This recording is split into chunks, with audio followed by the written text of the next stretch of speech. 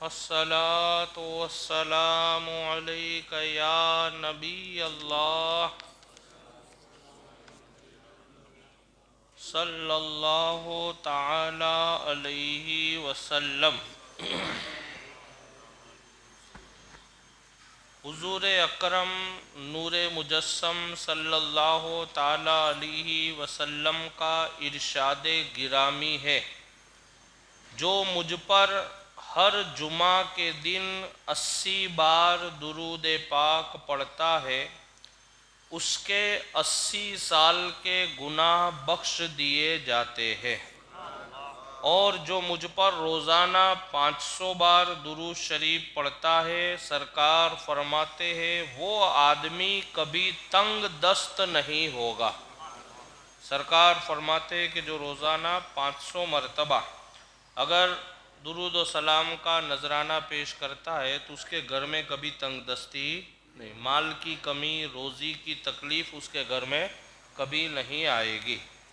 بعض علماء کرام فرماتے ہیں کہ شب جمعہ کی خصوصیات میں سے ہے، یعنی جو جمعہ سے پہلے آج جو آئے گی رات اس کو بولتے ہیں شب جمعہ، تو شب جمعہ کی خصوصیات میں سے ہے کہ جو شخص آپ پر اس رات میں صلاۃ و سلام عرض کرتا ہے تو سرکار علیہ السلام بنفس نفیس صلاۃ و سلام کا جواب ارشاد فرماتے ہیں۔ آج جو رات آئے گی اس رات میں، کیونکہ جو راتوں میں جو فضیلت بیان کی گئی وہ جمعرات کی رات، تو آج کی جو رات آئے گی جمعرات، یعنی کل جمعہ ہے اور جمعہ سے پہلے والی جو رات ہوتی ہے وہ جمعرات، تو جمعرات میں جو سرکار علیہ السلام کی بارگاہ میں صلاۃ و سلام کا نذرانہ پیش کرتے ہیں تو علماء کرام، بزرگان دین، صوفیاء کرام فرماتے ہیں کہ سرکار خود ان کے سلام کا جواب ارشاد فرماتے ہیں۔ اور مفاخر الاسلام ایک کتاب کا نام ہے، اس میں ہے کہ من صلی علیہ فی لیلۃ الجمعہ 100 صلوات قضی لہ 70 حاجۃ من امور الدنیا و30 من امور الآخرہ، یعنی سرکار صلی اللہ علیہ وسلم ارشاد فرماتے ہیں جو مجھ پر شب جمعہ میں، یہ جو رات آئے گی وہ شب جمعہ میں 100 مرتبہ درود پڑھتا ہے اس کی اللہ تعالیٰ 100 حاجتیں پوری فرماتا ہے۔ کتنی مرتبہ درود شریف؟ 100 مرتبہ اللہ 100 حاجتیں پوری فرماتا ہے۔ اب اللہ جب پوری فرمائے گا تو وہ آپ کی کیسی کیسی بڑی بڑی حاجتوں کو پورا فرمائے گا وہ آپ اندازہ لگا سکتے ہیں۔ تو کہتے ہیں کہ اس کی 100 حاجتیں پوری ہوگی، من جملہ ان کی 70 حاجتیں دنیاوی، 70 اتنی حاجتیں دنیا کی پوری ہوگی، اور باقی 30 حاجتیں جو ہے وہ آخرت کی پوری ہوگی۔ تب یہ بہت بڑی سعادت ہے، اللہ کا بہت بڑا فضل و کرم ہے کہ 100 بار درود شریف پڑھو اللہ 100 حاجتیں آپ کی پوری فرمائے۔ پتہ چلا کہ اب ہم پر کوئی بھی مصیبت آئے، کوئی بھی تکلیف آئے، چاہے وہ بیماری ہو، روزی کی تنگ دستی ہو، یا اولاد کا مسئلہ ہو، اولاد کی نافرمانی کا مسئلہ ہو، یا دیگر جو بھی یعنی امور خانہ کی جو بھی پریشانیاں تقاضۂ بشری کے تحت جو بھی مشکلات آتی اور جاتی ہے کہ جس میں آدمی پریشان رہتا ہے، اور چاہے کچھ لوگ ذہنی طور پہ پریشان، کچھ لوگ مالی طور پہ پریشان، کچھ لوگ بیماری کو لے کر کے پریشان، یہ جتنی بھی چیزیں ساری چیزوں کا ایک ہی علاج ہے، ہر مرض کی دوا ہے صلی علی محمد، تعویذ ہر بلا ہے، ساری چیزوں کا ایک ہی علاج ہے، بس سرکار کی بارگاہ میں درود و سلام پڑھتے رہو۔ آپ نے پہلے بھی سنا تھا ایک بیان کہ ایک آدمی نے کہا کہ یا رسول اللہ میں دعا کرتا ہوں تو کچھ حصہ دعا کرتا ہوں اور کچھ حصہ آپ پر درود بھیجتا ہوں۔ سرکار نے فرمایا کہ اگر تمہارا ارادہ ہو تو تھوڑا اور بڑھاؤ، تو اس نے کہا ٹھیک ہے 3 حصے کرتا ہوں، 2 حصے درود پڑھوں گا اور 1 حصہ دعا کروں گا۔ تو پھر آقا نے فرمایا اگر تمہارا ارادہ ہو تو اور بڑھاؤ۔ تو پھر وہ کہتے ہیں یا رسول اللہ اب تو مجھے ایسا ہوتا ہے کہ بس میں آپ پر درود پاک ہی پڑھتا رہوں۔ تو سرکار نے فرمایا اگر یہ کرو گے تو تمہارے سب کام آسان ہو جائیں گے، یعنی جب خود سرکار فرماتے ہیں کہ مجھ پر درود پڑھتے رہو تمہاری پریشانیاں ٹلتی رہے گی۔ تو یہ ایک بہت بڑا عظیم، اور بہت سارے بزرگان دین کا یہ عمل رہا ہے کہ وہ درود پاک کا کثرت سے ورد کرتے تھے، کثرت سے ذکر و اذکار کرتے تھے. اور درود پاک کی بہت ساری اور بھی دوسری بھی برکتیں، یہ تو سرکار کی بارگاہ میں ہم پڑھتے ہیں اور یہ ہوتا ہے. بے شک درود پاک کی اور بھی بہت ساری برکتیں ہیں. روزی کی تنگ دستی بھی دور ہوتی ہے، اور گھریلو الجھنیں کہ ہوتا ہے آئے دن مطلب جھگڑا فتنہ فساد چلتا رہتا ہے، بہت سارے گھروں میں ہوتا ہے، کیونکہ ایک مکان میں کئی لوگ رہتے ہیں، اور اس ایک مکان میں کئی لوگ، اور کئی لوگوں کے ذہن الگ الگ، سب کا ذہن یکساں تو ہوتا نہیں، سب کی سوچ ایک طرح تو ہوتی نہیں. اچھا پھر مان لو کہ شادی وغیرہ ہوئی ہے، 2 بچے یا 3 بچے ہیں، تو اس میں الگ الگ دوسرے خاندان سے عورتیں آتی ہے، سب کے ذہن الگ، سب کی سوچ الگ، ہر ایک کا طور طریقہ الگ ہوتا ہے. اب ظاہری بات ہے بہت سارے گھروں میں سب مینٹین ہو جاتا ہے، کچھ گھروں میں نہیں ہوتا ہے، تو فتنے ہوتے، جھگڑے ہوتے، اور ان جھگڑوں کا کوئی حل نہیں ہوتا ہے.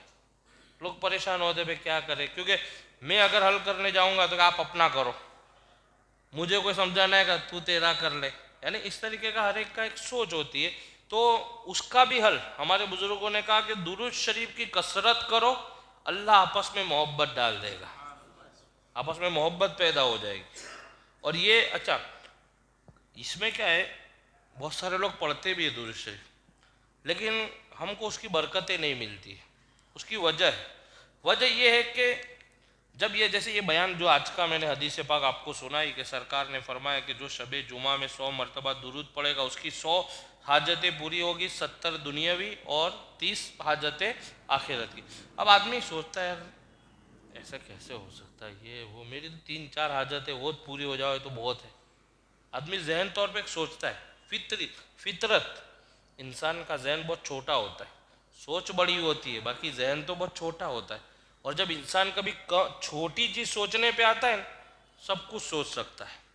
تو انسان کا ذہن تو یہ کیا ہوا، یہ سوچنا نہیں چاہیے کبھی بھی، یہ سوچنے کا نہیں کہ یار 100 حاجتیں میری تو 2-3 حاجتیں میں تو بہت دنوں سے پڑھتا ہوں ابھی تک کام نہیں ہوا. نہیں، 2 چیز ایسی ہے کہ اس میں وہ چیز کرنے کے بعد آپ کسی طریقے کا غور و فکر مت کرو. ایک چیز ہے دعا. ایک بزرگ نے لکھا ہے دعا قبول ہونے کا ایک طریقہ ہے، اور وہ طریقہ یہ ہے کہ جب آپ نے جائز دعا اللہ کی بارگاہ میں کر لی تو اب اس دعا کے قبول ہونے میں شک مت کرو. دعا تو کر لی، اب دیکھو کام ہوتا ہے کہ نہیں، یہ نہیں، کام ہو جائے گا، آپ یہ یقین رکھیں. اللہ کیونکہ آپ نے دعا کس کی بارگاہ میں کی، ہم دعا کس کی بارگاہ میں کرتے ہیں، وہ حکم الحاکمین ہے، قاضی الحاجات ہے، حل المشکلات ہے، شافی الامراض ہے، بیماریوں کو شفا دینے والا، انسان کو پیدا کرنے والا، زمین کو پیدا کرنے والا، آسمان کا شامیہ لگانے والا، اور سارے معاملات کو انقلابی شکل میں بدلنے والا کون. تو اس لیے جب بھی ہم کوئی جائز دعا کرے تو اس کے بعد ہمارا یقین یہ پختہ ہونا چاہیے کہ میں نے جو جائز چیز مانگی ہے وہ ملے گی. لیکن اگر مان لو آپ نے کہا ہاں دعا تو کر لی اب دیکھو کیا ہوتا ہے، تو آپ سمجھ جاؤ آپ کی دعا قبول نہیں ہوئی، آپ بے فکر ہو جاؤ اس سے.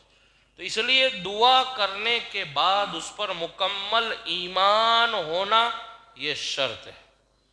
اور دوسرا ایک بزرگ نے فرمایا کہ جب تم سرکار کی بارگاہ میں درود پڑھ رہے ہو تو یہ بھی ایمان ہونا ضروری ہے کہ میں نے میرے آقا کی بارگاہ میں تحفہ بھیجا ہے، یقیناً اللہ مجھے اس کا بہتر صلہ عطا فرمائے گا. تو یقیناً آپ کو اس کی برکتیں ملے گی. کوئی بھی درود پاک عبادت اور اللہ کا ذکر پختہ یقین کے ساتھ کرنا چاہیے، تو یقیناً آپ کو برکت. جیسے ہمارے بزرگان دین نے فرمایا کہ جو اگر کوئی بیمار ہے تو وہ یا سلام ہو یا اللہ ہو کی تسبیح پڑھے. کیا پڑھے؟ یا سلام ہو یا اللہ ہو کی تسبیح پڑھے. اس کا ترجمہ کیا ہے؟ یا سلام ہو کا معنی یہ اللہ کا نام ہے، اور اس کا ترجمہ ہوتا ہے اے سلامتی دینے والے پاک پروردگار. یہ تو پاک پروردگار میں نے لگایا، لیکن اس کا اصل ٹرانسلیشن اے سلامتی دینے والے، تندرستی دینے والے. اور اللہ سب کو جانتے ہیں کہ اللہ کون ہے، برابر. تو اب جب ہم یہ نام پکار رہے ہیں تو ظاہری بات ہے آپ جب بار بار پکارو گے یا سلام یا اللہ یا سلام یا اللہ یا سلام یا اللہ یا سلام یا اللہ، تو یقیناً آپ کو تندرستی ملنی ہی چاہیے. لیکن ملتی کیوں نہیں ہے؟ یقین نہیں ہے. ایمان ہمارا کمزور ہے. ایک جگہ ابھی میں نے چند دن پہلے ایک بزرگ کا واقعہ روایت پڑھی، مجھے یاد نہیں ہے کون بزرگ تھے، لیکن مجھے بہت اچھی لگی وہ بات کہ جب تمہارے سارے معاملات، تمہارے سارے حالات جب اللہ اور اس کے رسول کی بارگاہ میں سونپ دو تو پھر اس کام کی فکر اگر تم کرتے ہو تو یہ تمہارے ایمان کی کمزوری کی نشانی ہے. تم نے سونپی کس کی بارگاہ میں وہ تو دیکھو. آج ہم کو ایک بڑا آدمی، پیسے والا آدمی، جاہو جلال والا ایک آدمی جب مجھے کہتے مفتی صاحب آپ ٹینشن مت لو، آپ کا یہ کام میں کر دوں گا، تو میں بے فکر ہو جاتا ہوں. بھئی ان کا پیسہ بھی ہے، سب کچھ ہے اور بنگلہ ہے، گاڑی ہے، یہ ان کے لیے کوئی بڑی بات نہیں، میرا کام نکال، تو میں بڑا اطمینان سے سو جاتا ہوں. اور ایسے آپ کو بھی ہوتا ہے. بھئی جیسے مثال کے طور پہ سمجھانے کے لیے آپ میرے پاس آؤ اور مجھے بھی کہو مفتی صاحب ایک تعویذ لکھنے کا ہے، تو آپ لکھ دو گے؟ تو میں آپ کو کہوں گا آپ ٹینشن مت لو، جب ضرور پڑے آپ آ جانا، تعویذ میں لکھ دوں گا. اب آپ کو پتہ ہے کہ مفتی صاحب تعویذ تو بناتے ہیں، جب جائیں گے تو آپ اطمینان ہو جائے گا آپ کو.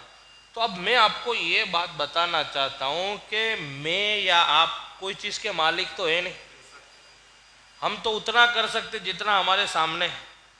ہم کسی کی سانس کے بھی مالک نہیں ہیں، کسی کی روزی کے بھی مالک نہیں ہیں، کسی بھی چیز کے کوئی مالک نہیں، لیکن پھر بھی ہم کہہ دیتے کہ تم فکر مت کرو.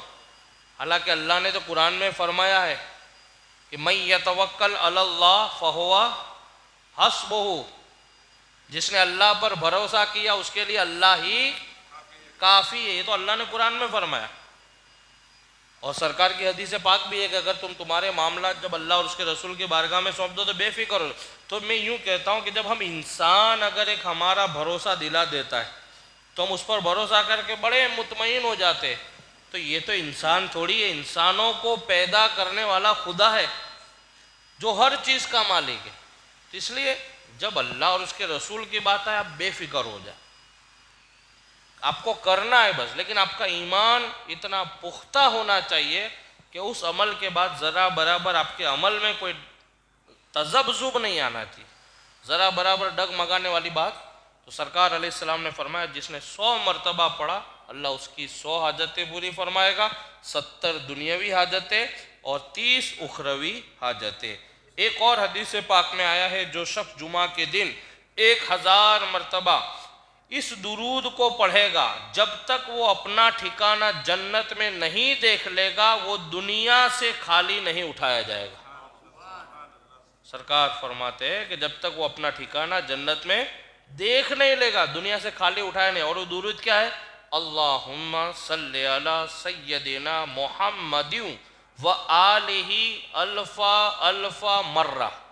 یہ وہ درود پاک اس کو جو بھی پڑھے گا سرکار فرماتے ہیں کہ جب تک کہ وہ اپنا ٹھکانہ جنت میں نہیں دیکھ لے گا وہ دنیا سے خالی نہیں جائے گا. اللہ سے دعا ہے کہ اللہ رب العزت مجھے اور آپ تمامی حضرات کو سرکار علیہ السلام کی بارگاہ میں کثرت سے درود پاک پڑھنے کی توفیق رفیق عطا فرمائے.